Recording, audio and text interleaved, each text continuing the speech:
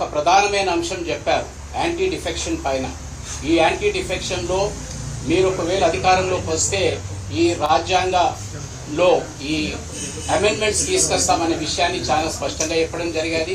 అంటే మీరు ఒకవైపు ఆ మాట చెప్తూనే అదే పార్లమెంట్ ఎలక్షన్స్లో ఒక బీఆర్ఎస్ పార్టీ నుంచి గెలిచిన ఎమ్మెల్యేను కాంగ్రెస్ పార్టీ పార్లమెంటరీ అభ్యర్థిగా పెడుతూ మరి ఈ మేనిఫెస్టోని హైదరాబాద్లో రిలీజ్ చేయడం జరిగేది.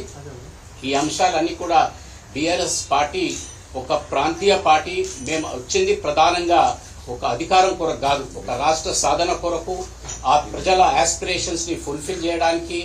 ఆ దశలో బీఆర్ఎస్ పార్టీ పోరాటన కొనసాగుతూనే ఉంటుంది. మా పార్లమెంట్లో కానీ బయట కానీ మా సంఖ్య తగ్గొచ్చు పెరగవచ్చు, కానీ మా పోరాటన, మా కమిట్మెంట్ టువర్డ్స్ తెలంగాణ ఉంటూనే ఉంటుంది.